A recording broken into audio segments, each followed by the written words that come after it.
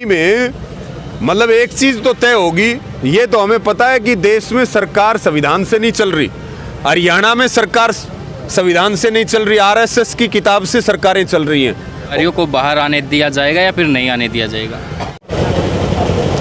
नमस्कार, मैं हूं अमन कुमार और आप देख रहे हैं भिवानी ब्रेकिंग न्यूज़ और भिवानी तक। भिवानी के लघु सचिवालय के सामने मौजूद हैं। समय हो चुका है 7:15 और फिलहाल ये जो गेट है बंद है, पुलिस कर्मचारी यहाँ पर तैनात हैं। मामला क्या है? सुबह आज भिवानी के लघु सचिवालय के सामने महापंचायत का आयोजन किया गया। यह महापंचायत जो गांव रोहनाथ का मुद्दा है उसको लेकर की गई थी और लगभग 8 दिन पहले धरने स्थल पर वेद प्रकाश सिंह ने फांसी का फंदा लगाकर आत्महत्या कर ली थी। उन्हीं की मांगों को लेकर, गांव रोहनाथ की मांग को लेकर और वेद सिंह के जो परिवार है उनको मुआवजा देने और नौकरी देने की मांग को लेकर आज महापंचायत थी। इस महापंचायत में क्या कुछ नतीजा रहा है और क्या वार्ता रही है प्रशासनिक अधिकारियों के साथ, इसको लेकर सबसे पहले हम कामरेड ओम प्रकाश जी से बात करते हैं। कामरेड जी, सुबह 10 बजे महापंचायत शुरू हुई, उसके बाद महापंचायत ने क्या फैसला लिया? प्रशासन के अधिकारियों के साथ किस प्रकार की बैठक हुई और क्या फैसला सामने आया? देखिए, सुबह 10 बजे महापंचायत शुरू हुई है और 3 बजे तक, 3:30 बजे तक महापंचायत चली है जी। हमने प्रशासन को ये अल्टीमेटम दिया था कि वो 3 बजे तक हमारे से बात नहीं करेगा तो हमें मजबूर होकर के यहाँ प्रशासन के गेट पर बैठना पड़ेगा जी। उन्होंने फिर हमें बुलाया है, एसपी साहब ने, डीडीपीओ साहब ने, तहसीलदार साहब ने और एडीसी साहब ने। उन्होंने 1 घंटा बातचीत की है, लेकिन बातचीत में प्रशासन कोई ठोस प्रस्ताव नहीं रख रहा है। हमने जो मांग की है वो मांग हमने रख दी है, प्रशासन की तरफ से समाधान के लिए कोई ठोस प्रस्ताव नहीं आया है। अगर कोई ठोस प्रस्ताव आएगा तो उस पर हम ज़रूर विचार करेंगे। हम जो ने कोई एडामेंट नहीं है, हम इस समस्या का समाधान चाहते हैं। देखिए, 8 दिन हो गए डेड बॉडी रखी हुई है, परिवार को, गांव वालों को, सबको चिंता है, तो इसलिए हम बातचीत के माध्यम से इसका निपटान करना चाहते हैं। कामरेड जी, फिलहाल 7:15 बजे का टाइम हो चुका है, गेट बंद है, प्रशासनिक अधिकारी अंदर हैं, उनको बाहर नहीं आने दिया जा रहा। ऐसे में पुलिस प्रशासन कुछ सख्त रवैया अपनाएगा तो नेता क्या करेंगे? देखिए, ये प्रशासन के ऊपर निर्भर है। हमने उस समय भी बता दिया था कि जब तक कोई सकारात्मक बात नहीं होगी तो हम लोगों के सामने क्या कहेंगे।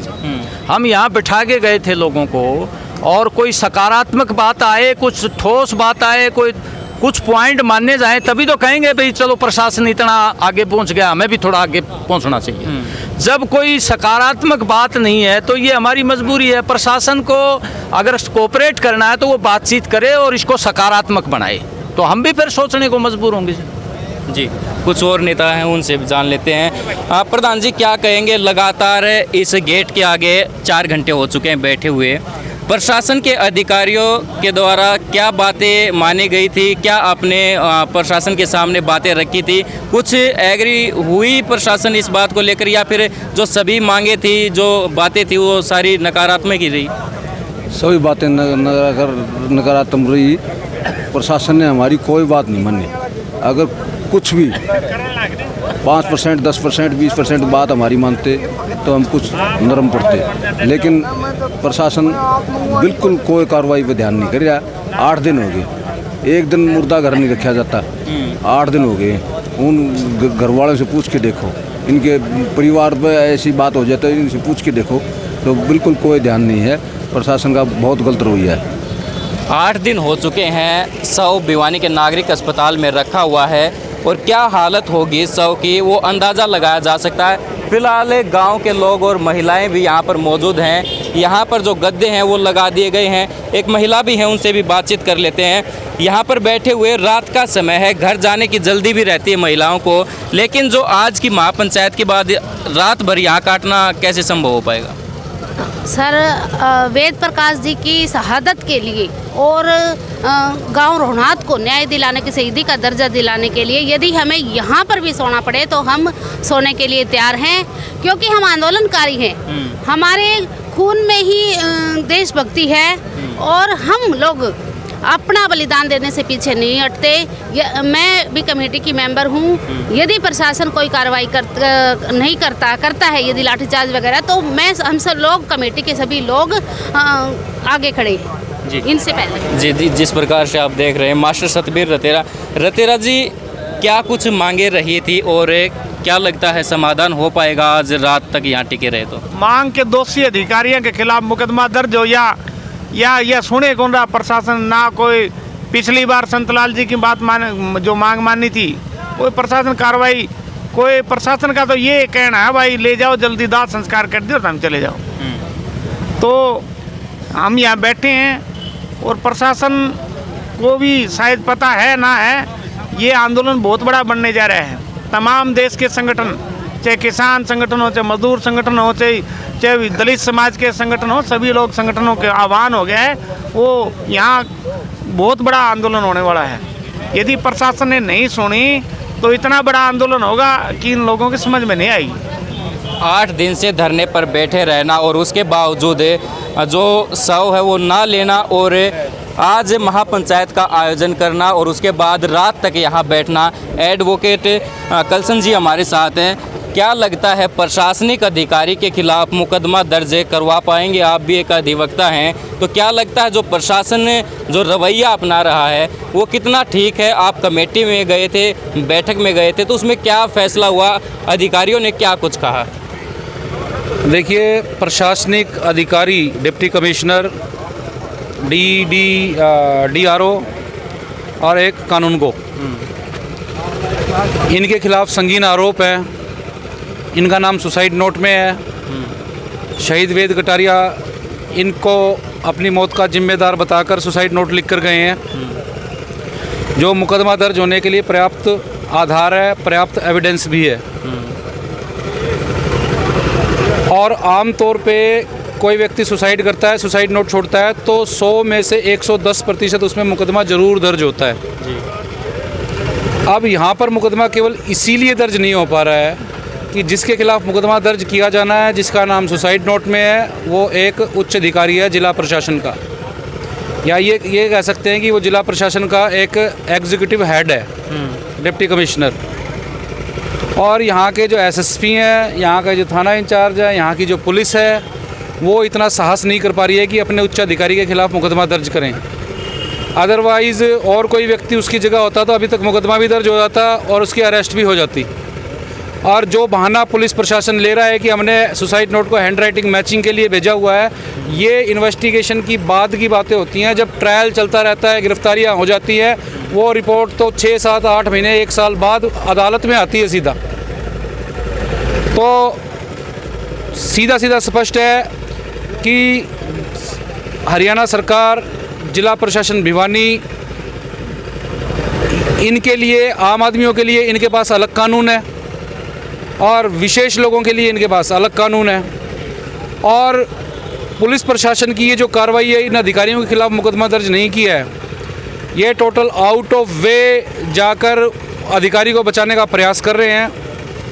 हम लगातार 2 दिन से SP के साथ मीटिंग कर रहे हैं। SP से जब मुकदमा दर्ज करने के बारे में बात की जाती है तो वो मुकदमे की मेरिट पर बात ना करके, गुण दोष पे बात ना करके, अपने उच्च अधिकारी डिप्टी कमिश्नर का डिफेंस करने लग जाते हैं। जैसे आपने अदालत में देखा होगा कि डिफेंस का वकील आरोपी की तरफ से आर्गूमेंट करता है, उसी तरह SSP साहब डिप्टी कमिश्नर के फेवर में आर्गूमेंट करने लग जाते हैं। और यहाँ तक कि कहा गया है कि डिप्टी कमिश्नर जैसे रेपुटेटेड पद पर रहने वाले के खिलाफ मैं कैसे पर्चा दर्ज कर दूं, मैं किसी का कैरियर कैसे बर्बाद कर दूं, जबकि उनको ये नहीं दिख रहा है कि एक SC समाज के व्यक्ति की डेड बॉडी पिछले 6 दिनों से यहाँ पे पड़ी हुई है और उसमें कीड़े लगे हुए हैं। तो ये तो प्रशासनिक अधिकारियों की बात होगी, वो एक दूसरे की रजामंदी या फिर कहें कि मेयर ले रहे हैं। आप कानून का सहारा किस प्रकार से लेंगे? क्या केस दर्ज करवाने की प्राथमिकता आपकी रहेगी? केस दर्ज कराने के लिए जो सबसे ज़रूरी बात है, कानून ये कहता है कि जैसे ही पुलिस को सुसाइड नोट मिला है, उसी समय पुलिस को सुओ मोटो खुद के इंस्टांस पे मुकदमा दर्ज कराना होता है। पुलिस ने नहीं किया। फिर कानून ये कहता है कि अगर पुलिस मुकदमा दर्ज नहीं करती है तो आप इस मामले में पुलिस को लिखित शिकायत दें। हमने पुलिस को लिखित शिकायत दे दी। हमने पुलिस को सारे सुसाइड नोट नंबरिंग करके और सारे के सारे एविडेंस पुलिस को सौंपे हैं। इसके बावजूद भी पुलिस मुकदमा दर्ज नहीं करा रही है। पुलिस की ड्यूटी कानून की पालना करना है कानून दफ़ा 306 आईपीसी का ये कहता है कि भाई इसमें मुकदमा दर्ज होना चाहिए। पुलिस मुकदमा दर्ज कर नहीं रही है। पुलिस खुद ये कहती है कि जाके कोर्ट में चले जाओ। कोर्ट में जाने के लिए कहना पुलिस का केवल एक ही मकसद है कि अदालत में मामला चला जाए। अदालत में मामला अदालत के हिसाब से चलेगा, लंबा चलेगा, लिंगारोन होगा और पुलिस को ये कहने का मौका मिल जाएगा कि मामला अदालत में विचाराधीन है, हम क्या कर सकते हैं। तो इस मामले में मुख्य जिम्मेदारी जो मुकदमा दर्ज कराने की है प्रशासन की है और हम प्रशासन से ही, पुलिस से ही इन जिम्मेदार अधिकारियों के, दोषी अधिकारियों के खिलाफ मुकदमा दर्ज कराने का काम करेंगे। जी बहुत बहुत धन्यवाद कलसन जी। रवि आज़ाद जो भारतीय किसान यूनियन के युवा प्रदेश अध्यक्ष हैं, उनसे भी जान लेते हैं दिन में। रवि जी, दिन में तो किसान और ये जो संगठन के नेता हैं पूरी तरह से दहाड़ रहे थे, अब कुछ ना कुछ तो शांत दिखाई दे रहे हैं। क्यों शांत हो गए? अब सिर्फ बैठकर काम चलेगा या फिर प्रशासन की आंख खोलने के लिए रात को भी कुछ कदम उठाया जा सकता है? देखिए, ये तूफान से पहले की शांति है और आज की महापंचायत में निर्णय मिनी सेक्रेटेरिएट के गेट पे बैठने का हुआ। और ये भी बात हम स्पष्ट कर देना चाहते हैं कि हम तो वेद प्रकाश जी के लिए, न्याय की मांग के लिए यहाँ के एसपी साहब के पास जाना चाहते थे। जो दोषी हैं डीसी, उनके दरवाजे पे जाना चाहते थे। अब पुलिस ने रास्ता रोक लिया तो हमारे आंदोलन का नियम है, हम शांतिप्रिय आंदोलन करते हैं, लोकतांत्रिक अधिकारों के तहत आंदोलन करते हैं। तो यहाँ बैठे हैं और बैठने से लड़ाई जीती जाएंगी। 13 महीने तक 3 कृषि कानूनों के खिलाफ जो दिल्ली के चारों ओर बॉर्डरों पे आंदोलन चला तो देश के प्रधानमंत्री को भी झुकना पड़ा था। और दिल्ली के आंदोलन के बाद हरियाणा में 3 दर्जन आंदोलनों में सरकार हारी है और यहाँ भी निश्चित तौर पे सरकार की हार होगी, क्योंकि मुद्दा बहुत बड़ा है। एक डेड बॉडी वेद प्रकाश जी की, शहीद वेद प्रकाश जी की 8 दिन से सिविल हॉस्पिटल में रखी है। प्रशासन को गंभीरता होनी चाहिए, प्रशासनिक अधिकारियों को चिंता होनी चाहिए, लेकिन प्रशासनिक अधिकारियों को गंभीरता और चिंता नहीं है। इसलिए हम यहाँ बैठे हैं और सुबह अब यहाँ पे टेंट वगैरह, लंगर वगैरह सारी चीज़ें यहीं चलेंगी। अब तो यही घर है हमारा और सुबह से फिर वही पंचायतों का धरने का जो रूप है वो शुरू होगा। आगे का कोई निर्णय, क्योंकि आज मीटिंग भी फेल होगी, अधिकारियों को 50 तरह की चीज़ें हमारी तरफ से बात रखी गई, लेकिन अधिकारी उस पर चलने के लिए ही तैयार नहीं है। हम चाहते हैं बातचीत से इसका समाधान हो जाए, तो आगे का कोई निर्णय लेना पड़ेगा।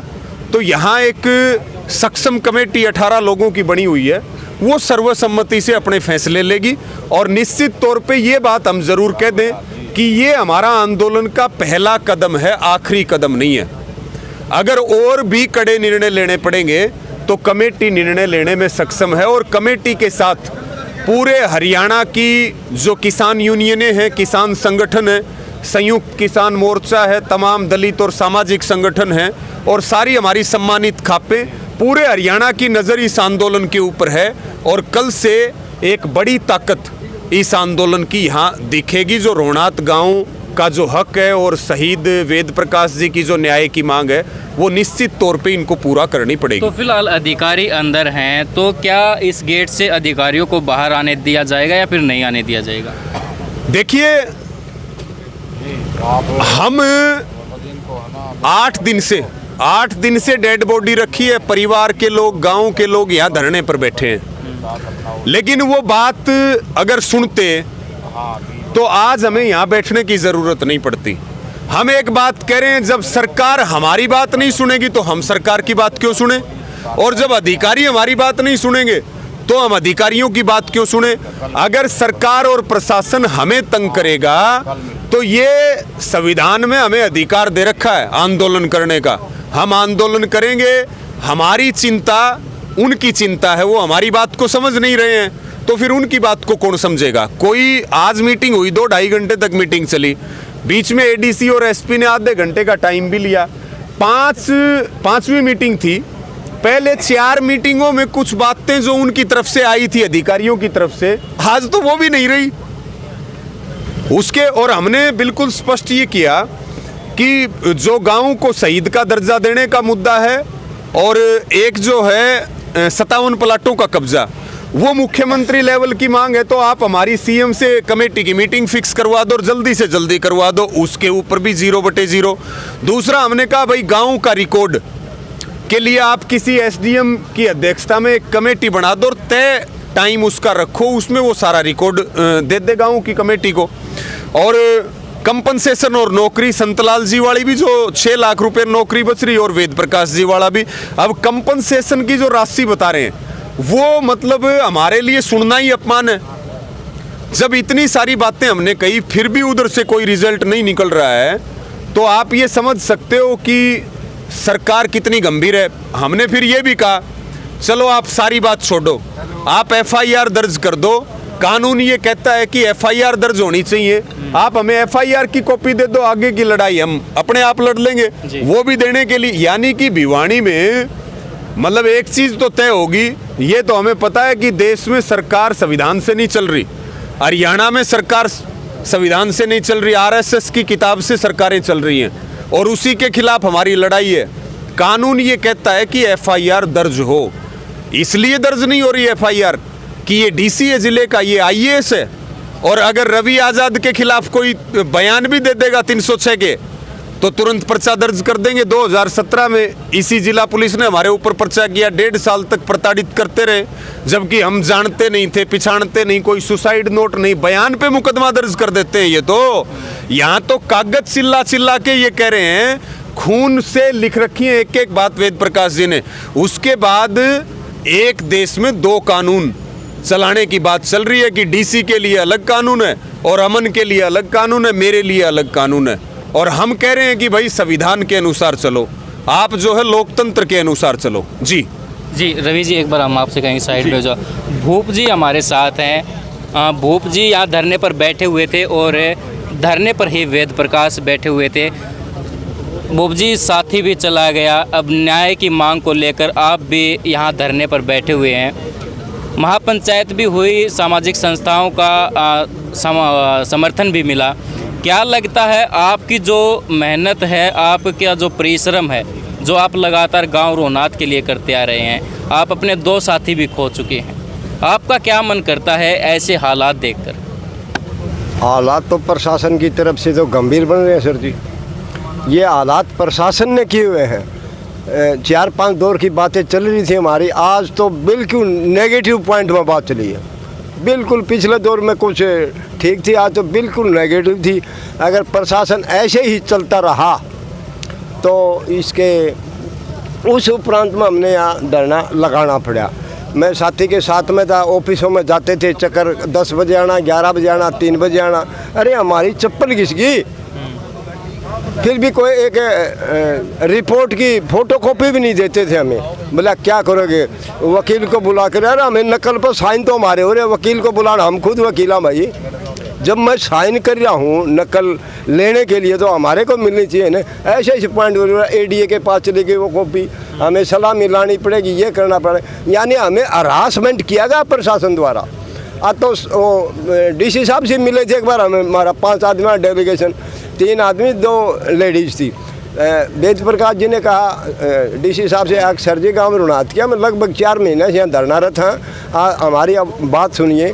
बोले 2 क्यों 5 क्यों बैठे, तो हमें तो साबत गाँव ने बुला लो। बोला तुमने चाहिए मुर्बे, ये लैंग्वेज अच्छी नहीं है, मेजर पर तो बैठे अधिकारी, ये लैंग्वेज बिल्कुल असभ्य लैंग्वेज थी। ये कई बातें होती हैं ऑफिस की तरह, उस साथी के माइंड करके पिंच करके वो बातें। तो मेरा मानना तो यही है आके वो साथी जो भी अपने सुसाइड नोट के अंदर लिखेगा वो 100% सही है। प्रशासन की लापरवाही के कारण हुआ ये सब। जी बहुत बहुत धन्यवाद भूप जी। ये जो फिलहाल आपके सामने जो तस्वीरें थी भिवानी के लघु सचिवालय के सामने, और तमाम यहाँ पर लोग धरने पर बैठे हुए हैं और उठने का नाम भी नहीं ले रहे। साफ तौर पर कहना है जब तक मांगे पूरी नहीं होंगी तब तक वो यहीं पर रहेंगे और धरना अनिश्चितकालीन तक चलेगा। अब देखना होगा कि क्या रात तक बैठने पर कुछ समाधान होता है, अधिकारी जो नेताओं को, कमेटी के जो मेंबर हैं उनको बुलाते हैं, कुछ समाधान निकलता है, या फिर अधिकारी अंदर रहेंगे और ये जो संगठन के लोग हैं ये बाहर रहेंगे। ये आने वाला समय बताएगा। आगे जो भी वारदात होगी, जो भी बातें होंगी वो आपके साथ ज़रूर साझा करेंगे।